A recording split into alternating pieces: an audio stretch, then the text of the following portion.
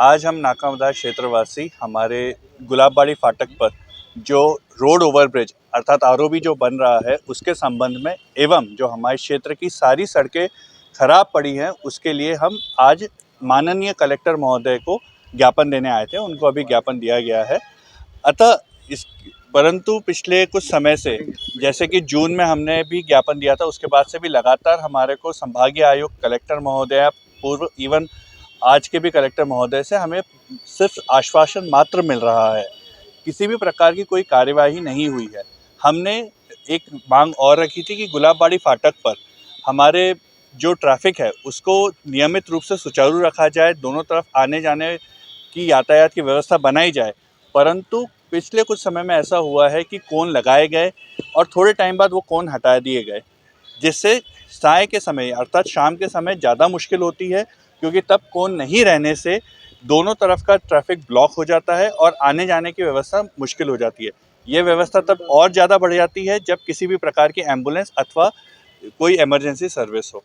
हमारा प्रशासन से एक ही निवेदन है कि जल्द से जल्द आप इस आरओबी के कार्य को आप आगे बढ़ाएं एवं तुरंत गति से जो हमारे क्षेत्र की सड़कें हैं जिनमें गहरे गड्ढे हैं और एक दो बार लोग गिर के घायल भी हो चुके हैं, उस पे आप जल्द से जल्द एक मजबूत अगर लगे तो कंक्रीट की सड़क भी बनाकर क्षेत्रवासियों की समस्या का निदान करें। धन्यवाद। मेरा नाम अभिषेक देवराज है। मैं नाका मदार में पिछले 30 वर्ष से रह रहा हूँ। धन्यवाद। हम लोग नाका मदार गुलाबबाड़ी एसोसिएशन की तरफ से हमारी दुकानों के बारे में मिलने आए हैं। जो है हमारी दुकानों को 2018 में गवर्नमेंट ने जो है यह कहकर के हम आपको जो है दुकानें फ्री में बनवा के देंगे और आप लोग खाली कर दो, उन्होंने तोड़ दी हमारी दुकानें। हमने एडीए से मुंह मांगी कीमत पर दुकानें ली थी और आज 6 साल हो गए, 70-72 दुकानें हमारी ऐसी है जिनको तोड़ दिया गया और यही आश्वासन दिया कि हम 1-2 साल में आपका काम कर देंगे। आज हमें यहाँ आते हुए तीसरी चौथी बार हम आ रहे हैं जो है, लेकिन आज तक हमें जो है कोई सच्चा आश्वासन नहीं दिया गया है। बस कह देते हैं कि हाँ ज़रूर बनवा के देंगे, अभी पुल बन जान दो, ये कर दो, वो कर दो। लेकिन हम लोग हमारे में से बहुत से दुकानदार तो सुसाइड करने चले गए। उन लोगों को हमने रोका। अरे मैंने कहा भाई दुकान मिलेगी, फिक्र क्यों करते हो आप? जो है जब लिखित में दिया गवर्नमेंट ने आपको अवश्य दुकानें मिलेगी। इस तरह हम लोग अब कब तक बेरोजगार रहेंगे? हमारी उम्रें निकल जाएगी, जिंदगी बीत जाएगी, आगे हमारा क्या होगा? हमारे भविष्य, बच्चों का भविष्य क्या होगा? हम लोग आज चिंता के अंदर जी रहे हैं, चिंता में भोजन कर रहे हैं। क्या करें हम, आप बताइए। आप जो है अगर सरकार हमें इस तरीके से तड़पाएगी तो क्या होगा हमारे भविष्य का और हमारे बच्चों का? हमें करीब आज 6 वर्ष 2018 से हम लोग बेरोजगार चल रहे हैं जो है। हाँ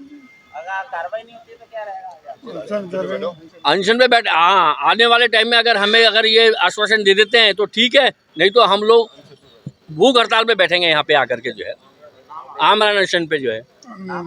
अनिल मेहता, नाका बाजार वेलफेयर सोसाइटी की तरफ से हम आए और हमारे वहाँ पे ओवरब्रिज बन रहा था। जो ओवरब्रिज सन 2018 में चालू हुआ था उसका कार्य आज 6 साल हो गए हैं और अभी तक है ना वो कंप्लीट नहीं हुआ है और पिछले 3 साल से उसका बिल्कुल काम बंद है।